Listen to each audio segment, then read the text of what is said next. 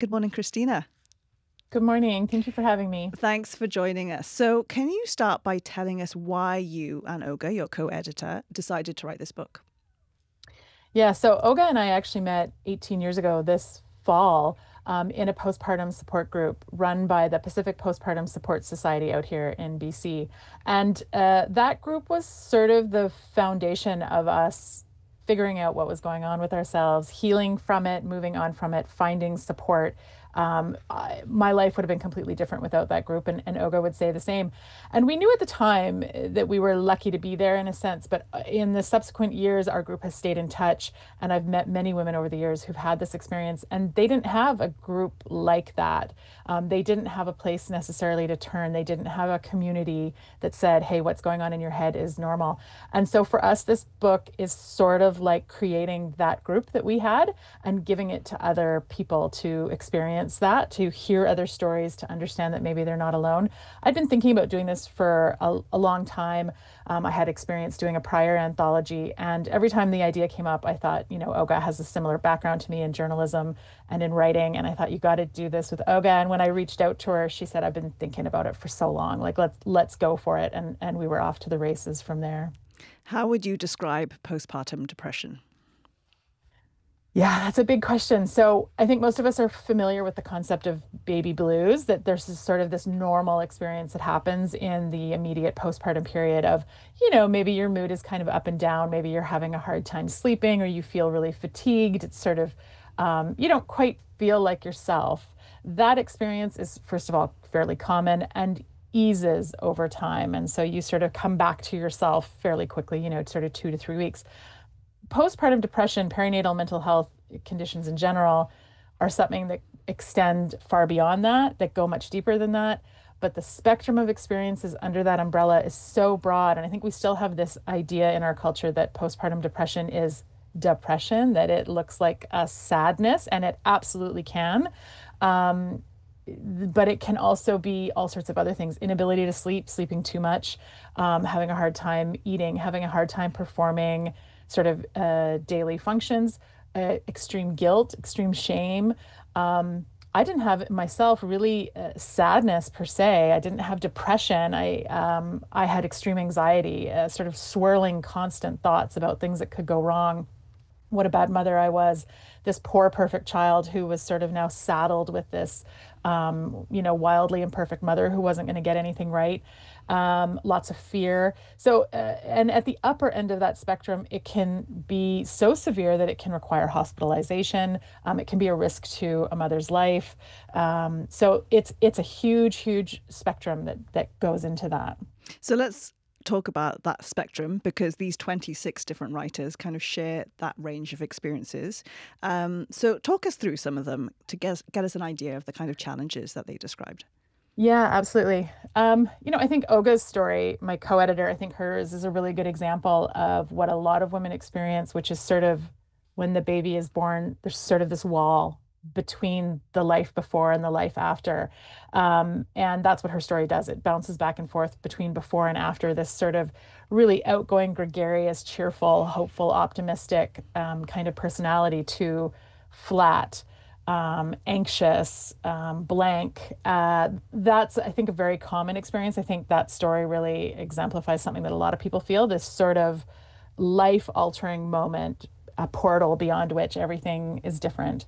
But the book includes all sorts of other stories, ranging all the way from people who are maybe 20 years out from this experience and realizing, "Hey, I didn't talk to anybody about it. I didn't realize that it was bad. I just powered through."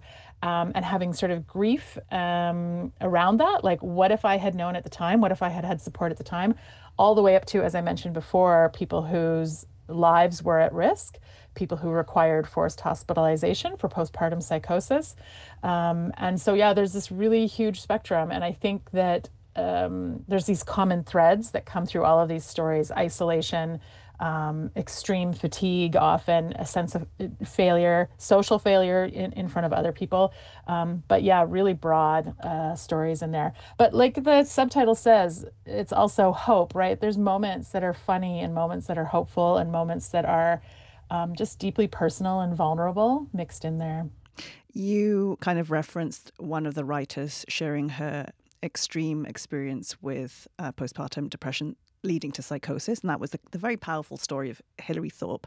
Just It for was. listeners, if you could describe like what that led to, just because I don't know if many people understand that it can present itself that extremely. Give us a sense of Hilary's stories and what it led to. Yeah, so postpartum psychosis can be sort of just an extreme detachment, sort of from reality. It can be um, rage, inability to interact in any kind of a normal way. In her experience, it led to having to be hospitalized. And one of the most powerful, she actually read at our launch in Vancouver, and I think it was one of the most powerful moments of the night, was her reading the moment when she had to be held down by medical staff and RCMP to be medicated. And that, this chaos in the room, her husband described later that like sort of everything settled in that moment when she was sort of knocked out. That's not a thing we talk about. That's not a thing we think about in terms of postpartum depression. We think about somebody being on the couch and feeling sad and not being able to maybe make lunch for themselves.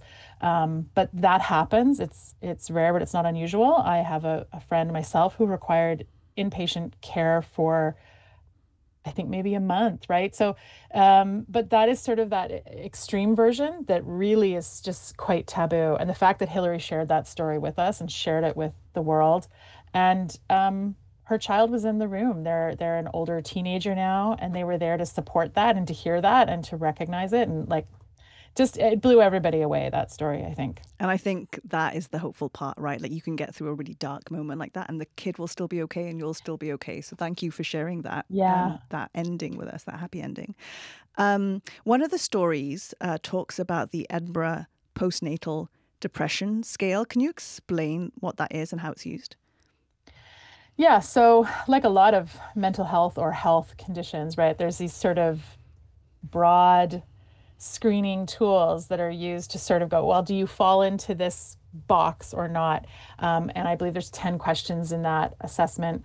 And there are things like, have you been able to enjoy yourself the way that you normally do? And then you rate it on yes, all the time, less frequently, not at all, and so on and so forth. And then each of those are given a point. And if you go over a certain number of points, well, chances are you're experiencing something in the perinatal mental health range. And I think that captures, as a first sort of assessment, a thing that people find maybe when they go online and they Google postpartum depression. I think it does capture a lot of people, but something that crops up in a few of these stories is people really not being captured by sort of the big picture, that their experiences are sort of outside of that. One of the writer talks about, her story is called The Wrong Question, and people would say, oh, do you feel sad? Do you feel down? And she's like, no, but I think that people might be able to steal my baby if they take a photo of my baby, right? Like a really irrational, illogical thought. So that is it's a useful, like anything, it's a useful broad picture sort of screening So, tool, but I don't think it necessarily captures everything. so given that there's kind of this broader range of symptoms or signs, what can we look out for as family members or friends of people who just had a baby, and be open to the fact that there could be these kind of more counterintuitive signs of postpartum depression? What would you suggest we look out for? Yeah, that's a great way to put it, counterintuitive, because yeah, like I can remember people coming to visit me and a friend saying, "Oh, I've never seen somebody adjust to having a baby so well. Like the house was clean, my hair was done, and I looked great." I was being quite manic. I was sort of, I wasn't sleeping. I was sleeping an hour or two a night, that kind of thing. So yeah, it can be counterintuitive. So what can people look for? I think anything that seems out of the norm of that person that persists. And so if that is, if someone is being too energetic compared to their normal self, if they sort of seem to be sort of having a, almost like a kind of a blank face on, if the answer to everything is fine, they're probably not fine, because the normal experience is not to be 100% fine. So if you're fine all the time, that's a thing that a person I think should be watching for. But I think the bigger thing is that you might not ever be able to see that. And so some of this comes back to a question about what do we do in the postpartum period to support people. So many people are left alone within days. A spouse goes back to work. People carry on with their lives. I don't think humans were really meant to do early parenthood or any parenthood at all in that kind of isolation. And yet that's what we do. So how much of this could sort of be alleviated if we altered the way we bring babies into the world? I think that's also a question. So even if your partner seems fine, if your daughter seems fine or your friend, whatever, being there, being part of that community and supporting them, I think is the next best thing to being able to pick up on a problem. Even just checking in with a text or whatever you can manage to invite Absolutely. them. Okay. Um, Yeah. One thing I was surprised to learn was that birth mothers aren't the only ones who experience postpartum depression. Tell me more about that. Yeah, so I think we have this idea that this is like a biological thing, that it's a hormone thing, and so it has to be sort of a birthing parent that would experience it. But adoptive parents can experience this is a huge life transition, but also a partner, a spouse, a husband, a wife, all they can experience that, and people are not going to talk about that at all because who's going to be the person that says, "Oh, my wife just had a baby. They just had a C-section. They're struggling. They're exhausted." But please pay attention to me. I'm dealing with some anxiety or with some feelings that don't make sense to me. And so I think that is still one of those really big taboos for partners to talk about that. But it does absolutely happen. It's under that umbrella of perinatal mental health. And yeah, I wish we would talk about that more, be more aware of it, because it ends up just being something that you're going to power through. And life could have been better and different had you been able to talk about it. I think that's your next book, Christina, is all the Yeah. dads who would face this. Yeah, we hoped Yeah. we included it when we put out the submission call, we were like, anybody that has a personal experience of this, please. And we were hopeful, but I think that taboo is just still so big. We didn't get one of those. So We started off this conversation with you kind of sharing your own experience with postpartum depression. After editing and producing this book and reading all the contributions, did you learn anything new, or was there any aspect of it that surprised you or changed the way you view postpartum depression? yeah, I think maybe I had a sense of this, but a thing that I've really learned is how very, very dismissive we are of our own experiences.